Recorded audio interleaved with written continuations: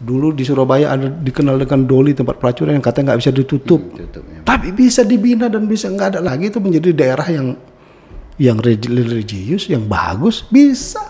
Di Sumatera Utara ada itu. Hah? Di Sumatera Utara.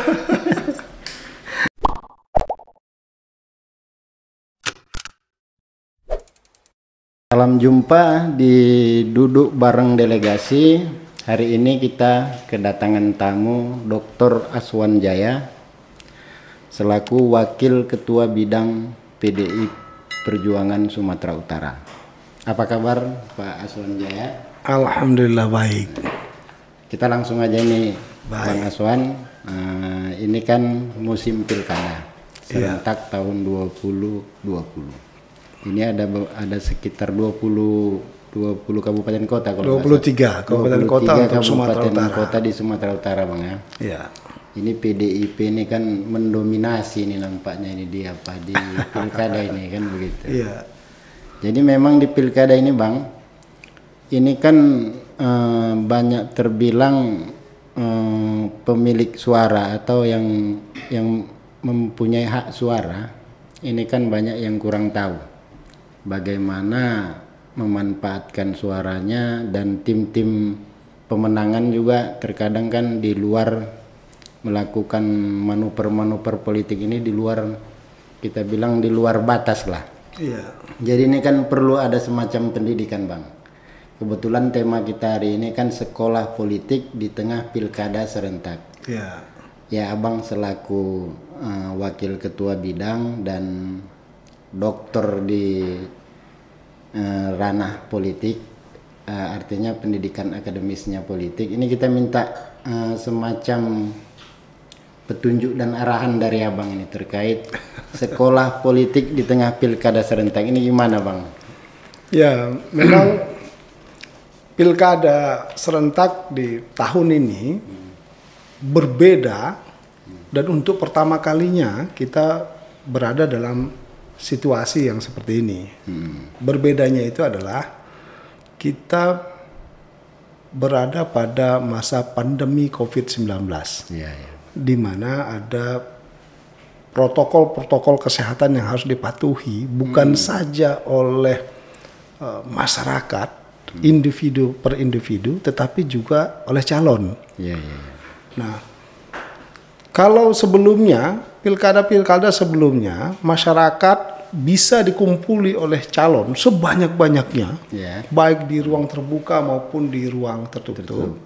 Tapi saat ini dibatasin, Iya. maksimal hanya 50 orang dengan jarak yang sudah ditentukan. Protokoler Protokol kesehatan, harus social distancing, social distancing, kemudian pakai masker, cuci tangan, begitu-gitu. Nah, situasi ini yang sangat berbeda. Iya, iya, Bang. Ketika pilkada sebelumnya di mana calon bisa dengan leluasa menyampaikan program-programnya, menyampaikan visi-visinya di tengah khalayak yang ramai, proses pendidikan politik atau sekolah politik ke masyarakat saja itu dinilai belum bagus, belum baik. Apalagi di tengah pandemi yang seperti ini, tentu ini menjadi persoalan. Pun begitu, masih ada solusinya, bahwa pilkada sekarang ini adalah pilkada di mana seluruh masyarakat itu sudah terbiasa, sudah beradaptasi dengan teknologi informasi dan komunikasi. Iya, iya. Masyarakat sudah pegang smartphone, dan kita juga sudah terbiasa berkomunikasi baik dalam dunia pendidikan, perkuliahan, rapat-rapat dengan virtual, menggunakan apakah Zoom meeting, menggunakan Google Meet misalnya, kan sudah terbiasa dengan itu. Artinya walaupun situasinya berbeda, tetapi tidak menghalangi orang-orang yang punya kepentingan dalam pilkada ini untuk melakukan sosialisasi. Iya, iya. Ya kan? Nah, pasangan calon walaupun tidak bertatap muka, tetap bisa mensosialisasikan programnya, tetap bisa menyampaikan visi misinya, tetap juga bisa mempengaruhi pemilih untuk memilih dirinya melalui media sosial, pertemuan-pertemuan dengan secara virtual, ya kan? Player-player yang mereka sebarkan ke berbagai akun-akun baik itu Facebook, Twitter, Instagram, vlog, YouTube dan lain sebagainya.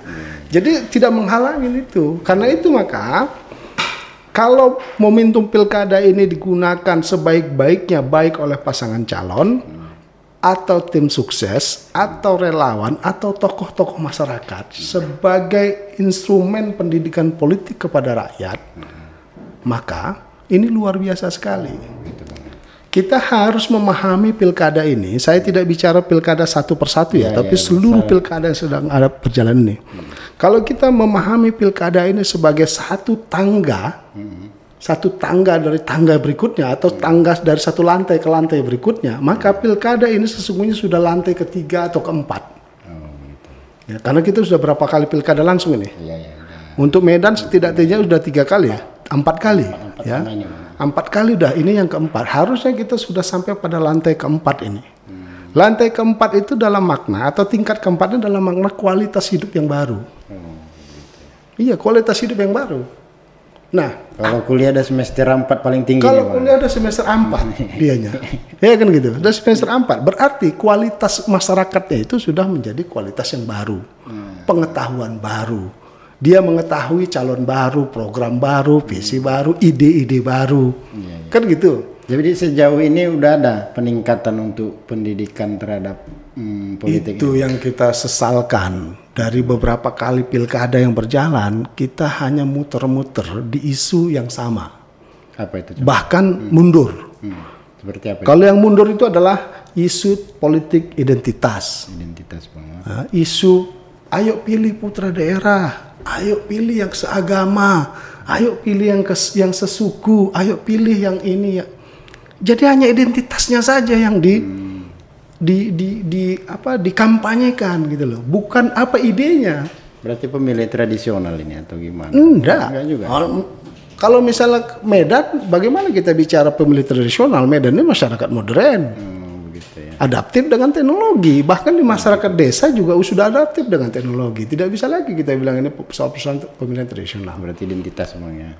Satu itu mundur. Ya. Kalau yang bertahan apa? Isunya hanya persoalan isu-isu bicara soal perbaikan infrastruktur. Ini kan isu-isu lama.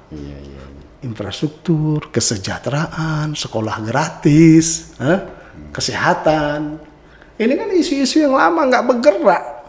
Ini bagian dari identitas tadi atau tidak? Bukan ya. Kalau politik identitas tadi kan bahwa mengajak pemilih itu untuk memilih berdasarkan sentimen identitas, apakah sentimen agama, sentimen suku, sentimen putra daerah, yang tanpa melihat ide. Ini kan sebenarnya mundur. Secara peradaban ini sebenarnya mundur. Ya.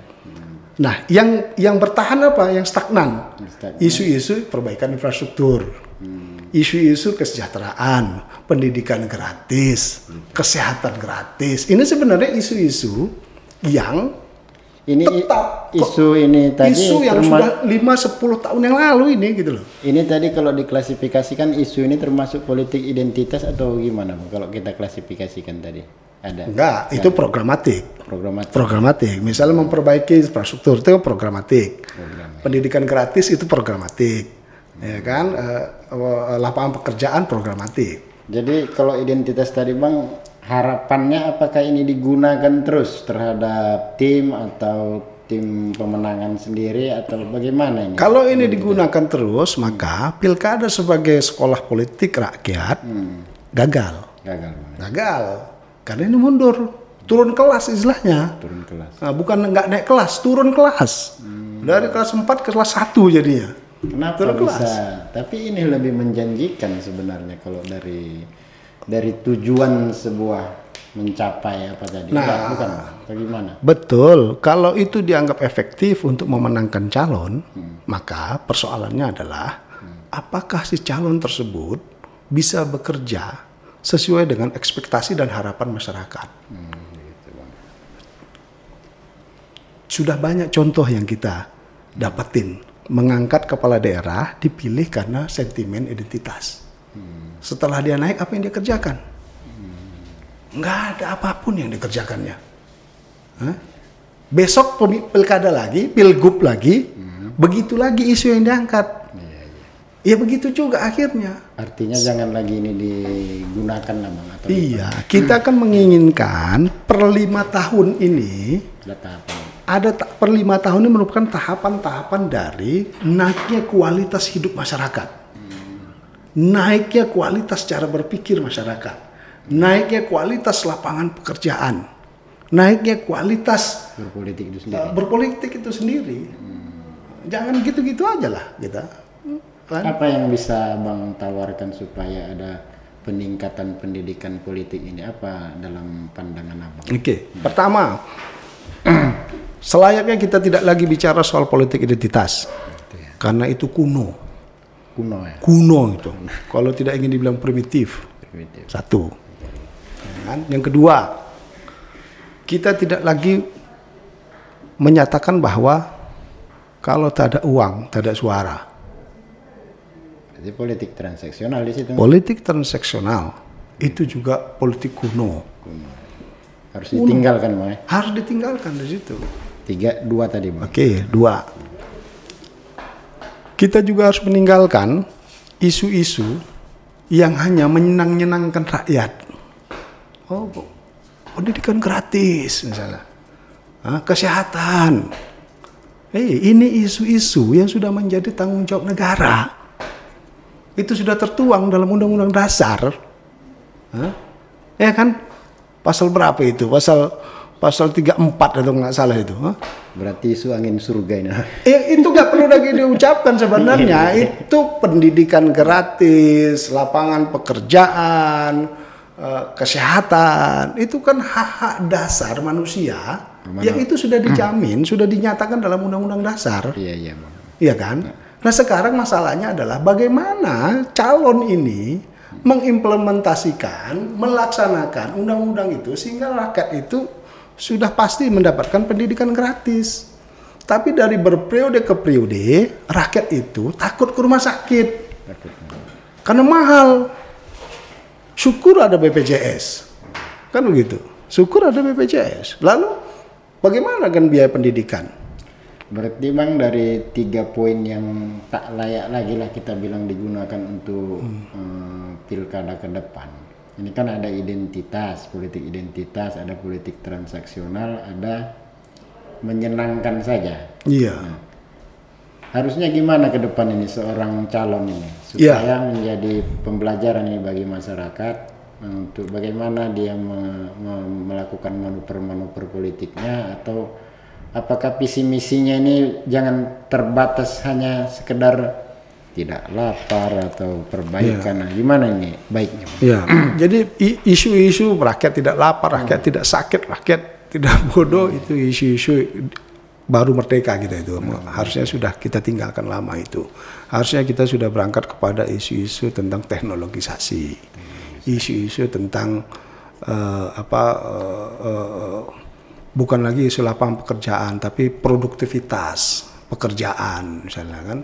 Isu-isu kesejahteraan itu tidak lagi hanya UMR, tapi sudah sampai pada tahapan kehidupan yang super gitu. Nah, sebenarnya ini tidak cukup hanya si calon yang melakukan itu, tapi tokoh-tokoh masyarakat juga harus menjadi opinion leader, harus menjadi orang terdepan yang membantu calon ini menyampaikan pendidikan politik itu.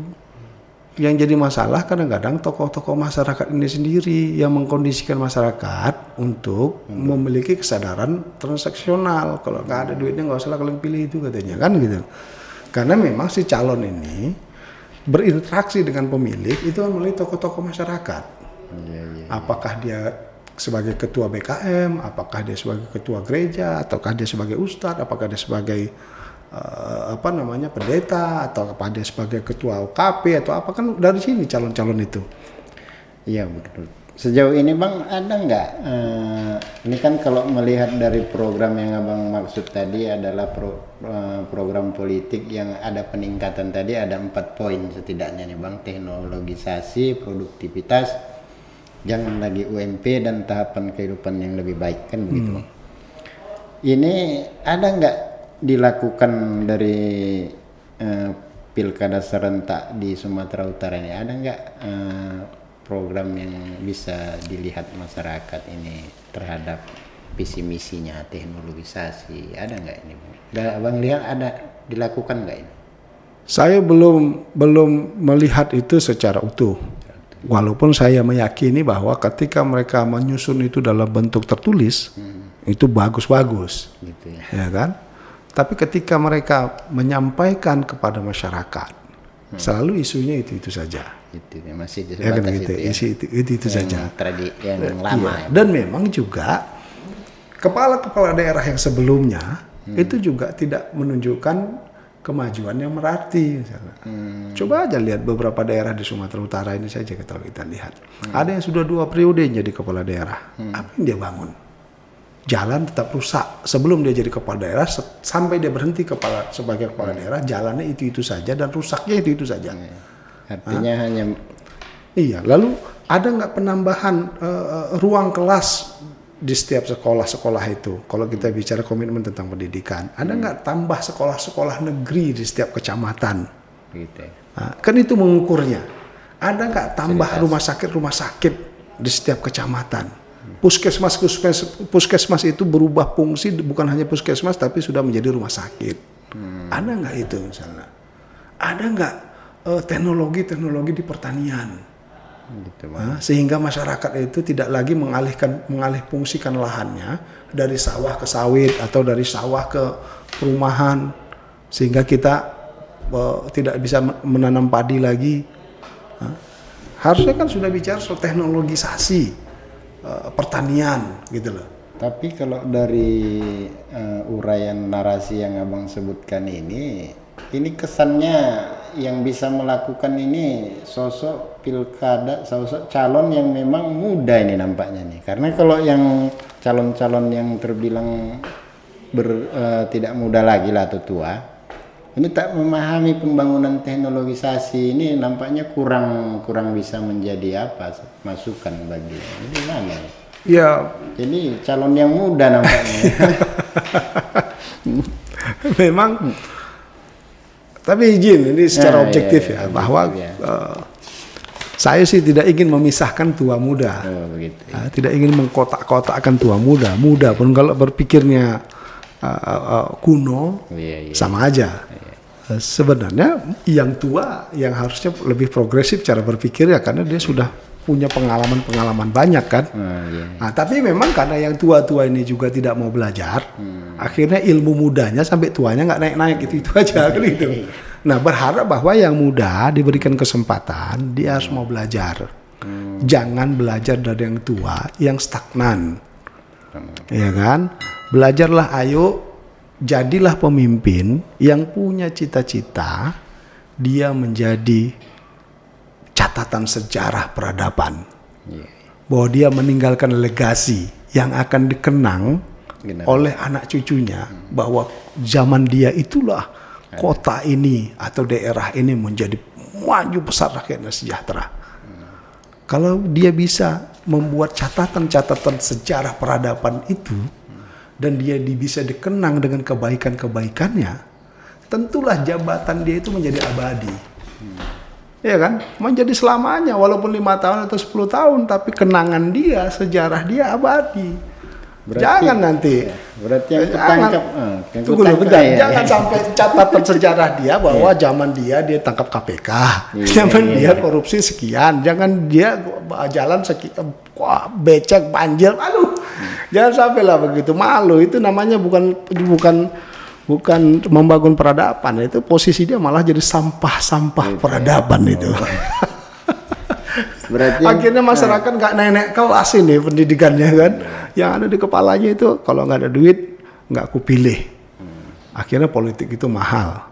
Padahal kalau misalnya masyarakat itu pendidikannya bagus secara politik, dia akan memilih calon yang punya harapan, yang bisa memberikan harapan terhadap kesejahteraan dan keberlangsungan hidup anak cucunya, sehingga pemilih itu bisa berpartisipasi untuk membantu dia misalnya, kan begitu.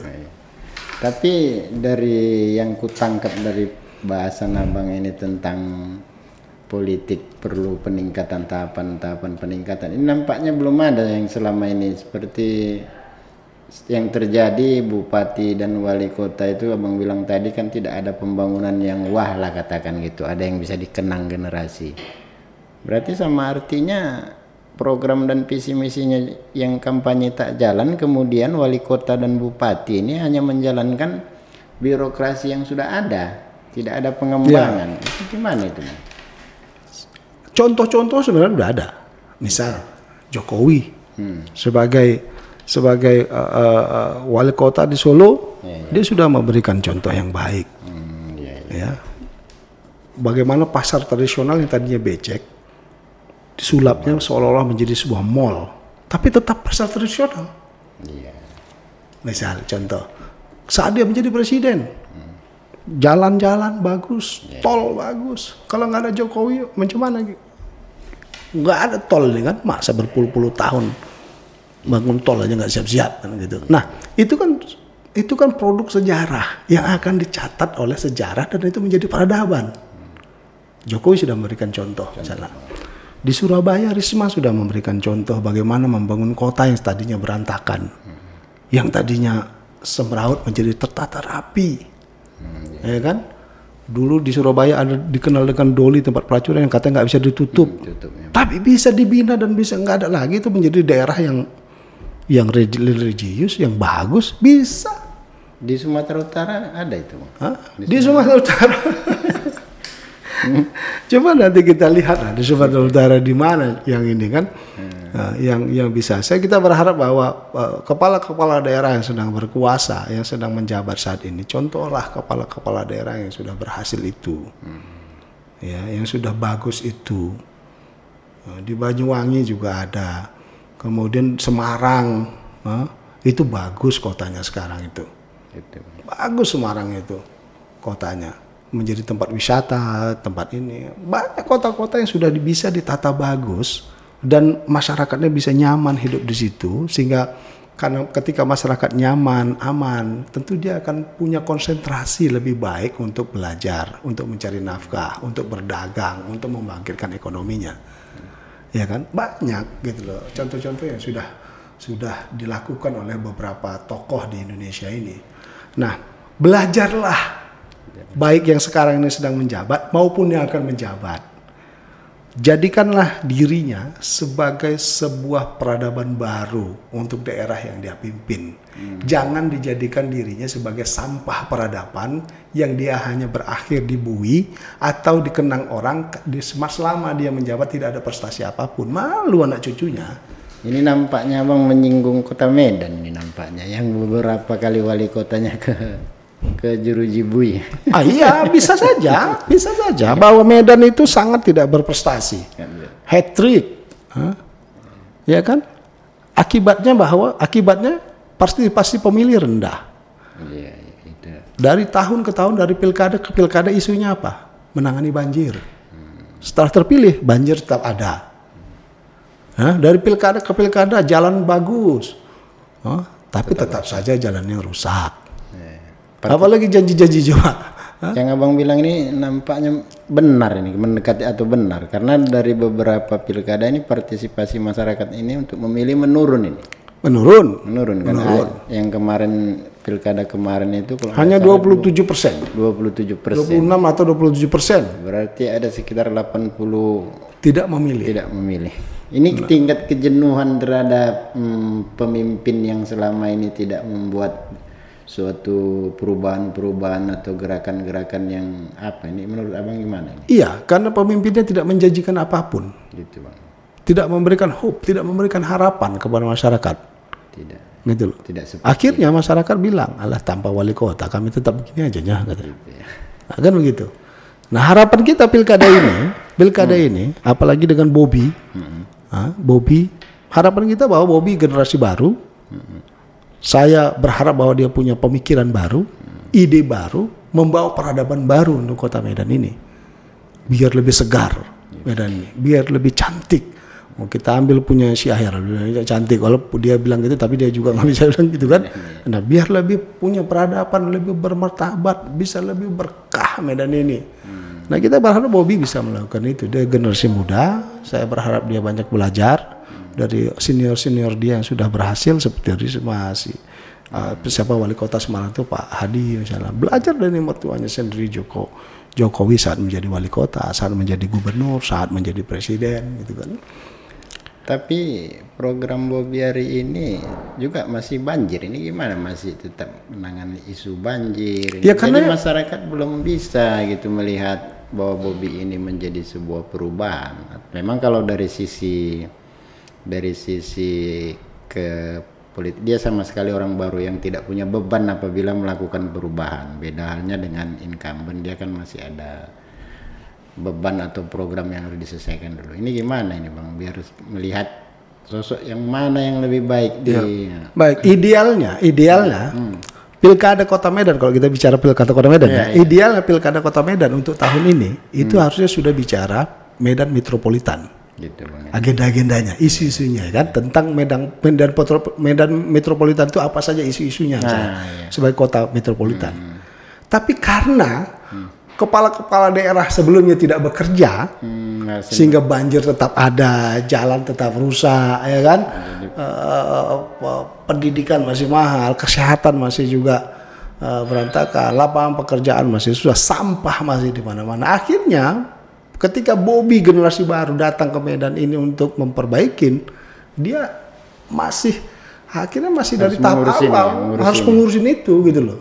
Tapi memang menarik. Dia tidak bisa membangun Medan kota metropolitan kalau masih ada banjir, sampah di mana-mana, jalan masih rusak. Bagaimana investor mau nyaman gitu loh?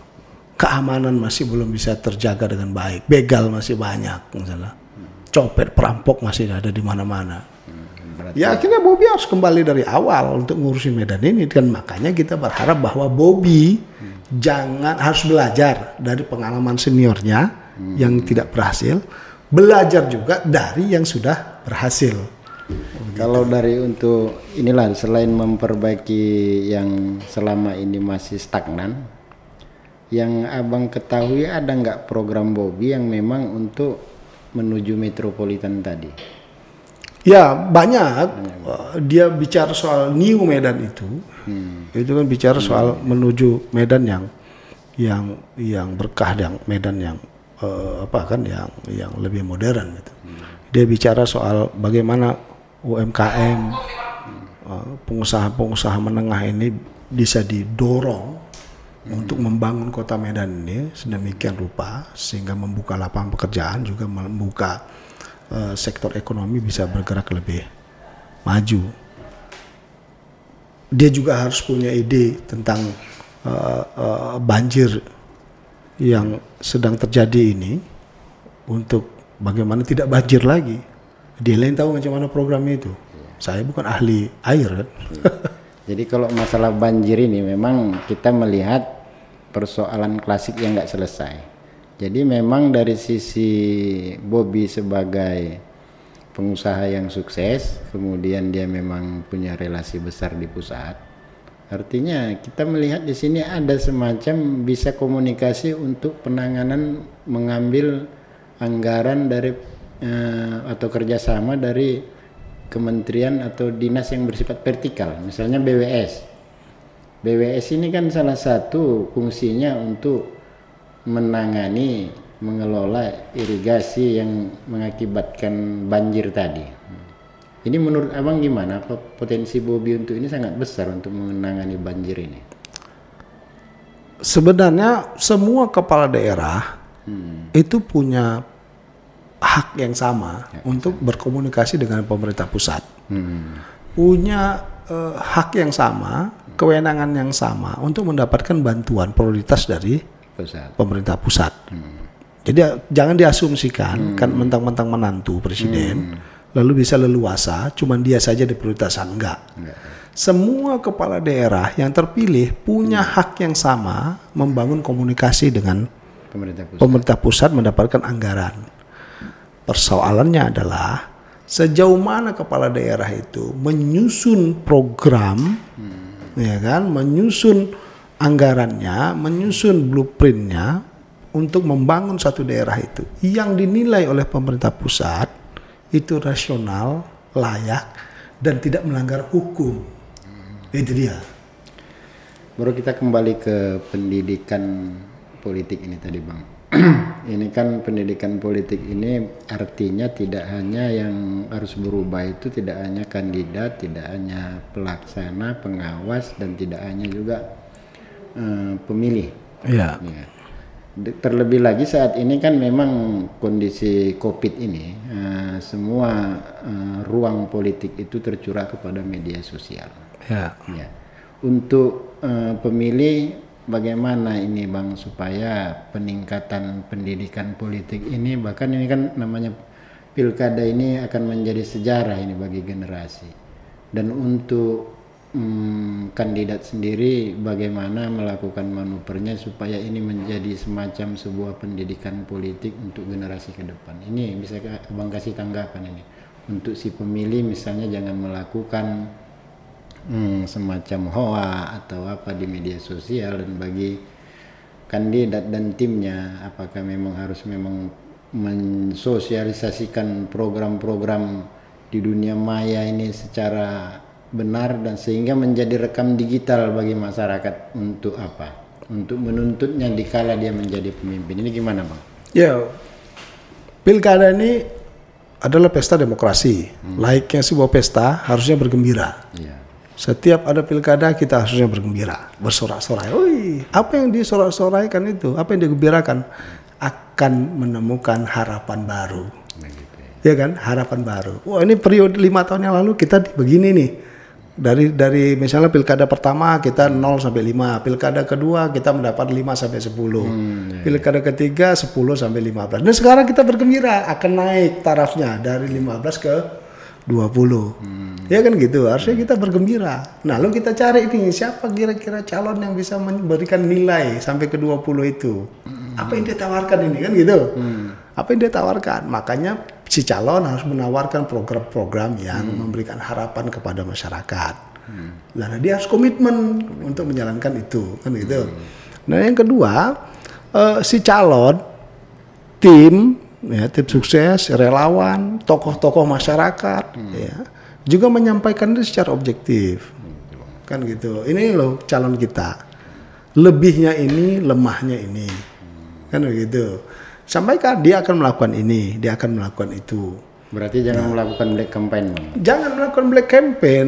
Ini kan per 5 tahun. Senang-senang. Ini sering sekali gara-gara per 5 tahun kita musuhan dan musuhnya permanen. Sementara yang calon ini per 5 tahun kita musuhannya permanen. Kemarin pilpres, wah musuhannya luar biasa. Rupanya berkawan mereka kan. Nah, ini politik periodik ini, pahamilah itu secara periodik. Jadi kalau kalah calonnya hari ini, ya besok kita pesta lagi 5 tahun lagi, ayo kita cari lagi, kan gitu. Yang penting bahwa ini menjadi sekolah politik di mana setiap sekolah ada naik kelasnya. Nah, naik kelas lah, jangan turun kelas terus itu saja kelasnya kan. Nggak paten dia kalau itu aja kelasnya, itu aja isunya hoak lagi, aduh sedih kita. Tadi kan sudah untuk terhadap kandidat dan krunya lah Bang kita bilang ya, apakah itu relawan, tim pemenangan atau partai pengusung. Ini untuk masyarakat gimana nih Bang? Untuk masyarakat sehingga masyarakat sendiri sebagai pemilih menjadi sebuah ke depan yang kemudian hari nanti menjadi sebuah sejarah yang bisa diikuti generasi ini. Apa yang harus dilakukan apa? Pertama, masyarakat janganlah memilih karena dia diberi uang. Ini untuk seluruh pemilih, bahkan bukan hanya Sumatera Utara tapi di Indonesia lah. Jangan memilih calon karena uangnya, tanpa melihat apa program yang ditawarkannya. Apakah si calon itu punya harapan atau tidak untuk membangun daerahnya. Itu yang pertama. Yang kedua, masyarakat jangan cepat terpengaruh oleh isu-isu yang disampaikan. Apalagi isu itu terkait dengan negatif, black campaign. Sekarang kan kita semua sudah megang smartphone. Smartphone itu kan artinya handphone pinter. Kalau kita pegang handphone pinter itu harusnya sudah pinter. Ya kan? Nggak bodoh lagi kita. Makanya ketika informasi itu datang, seleksilah informasi itu. Cara paling mudah menseleksinya itu masuk aja lah ke Google. Nah, klik, coba cari di situ kan, bener nggak ini informasinya? Ada perbandingan, jangan cepat kali mentang-mentang kita langsung kita share, padahal itu informasi palsu. Seleksi semua informasi yang masuk, olah informasi yang masuk itu, jangan cepat percaya. Yang ketiga, jangan gara-gara beda pilihan putus persaudaraan, putus bersilaturahim antar jiran tetangga, putus silaturahim antar alumni, putus silaturahim antar komunitas. Nggak usah lah. Kalau beda pilihan, saling tos saja. Kita beda ya kali ini, karena sehingga menjadi pendidikan Bang. Iya. Bukan menjadi belang Bang ya. Iya, ini kan gembira. Orang kita duduk di satu meja, di meja makan saja, kita bisa beda pilihan kok. Anggap saja ini kita duduk di meja makan, kita bisa beda, satu pingin makan ayam, makan daging, makan telur, tapi sama-sama makan. Dan sama-sama gembira. Soal membayarnya nanti yang ini kan tengok-tengokan. Jadi gini Bang, ini mungkin kita akan akhiri. Kita juga butuh semacam keynote atau pesan-pesan terhadap masyarakat yang Abang bisa berikan. Silakan Bang. Baik, pertama pilkada adalah pesta demokrasi per 5 tahun. Jadikan ini sebuah momentum untuk kita belajar dari yang kesalahan-kesalahan yang lalu, kemudian untuk kemudian diperbaikin ke depan. Kedua, kepada kepala daerah calon kepala daerah yang terpilih, buatlah legasi sebagai catatan yang diingat oleh anak cucu, sebagai sebuah peradaban baru. Itu untuk calon. Yang ketiga, untuk tokoh-tokoh masyarakat, jangan terlibat dalam politik negatif atau black campaign. Jadilah penyambung lidah calon untuk proses pendidikan dan menyampaikan yang benar, sehingga pemilih dapat memilih sesuai dengan pilihan dia yang benar. Yang benar dimaksudnya adalah yang sesuai dengan harapan dia. Yang keempat, gunakanlah media sosial itu sebagai media informasi untuk menyaring informasi-informasi yang benar, bukan mengumpulkan informasi-informasi yang salah, hoak, lalu kemudian disebarluaskan. Hati-hati, kalau dulu mulutmu harimaumu, kalau sekarang jempolmu harimaumu. Sekarang itu kan gitu. Nah yang kelima, buat ini gembira. Pilkada menjalin hubungan silaturahim, bukan memutus silaturahim. Yang keenam, pilkada periodik per 5 tahun, jangan musuhannya jadi permanen. Demikian. Terima kasih Bang Aswan Jaya yang telah meluangkan waktu. Sekian dulu, terima kasih. Wassalamualaikum warahmatullahi wabarakatuh. Waalaikumsalam warahmatullahi wabarakatuh.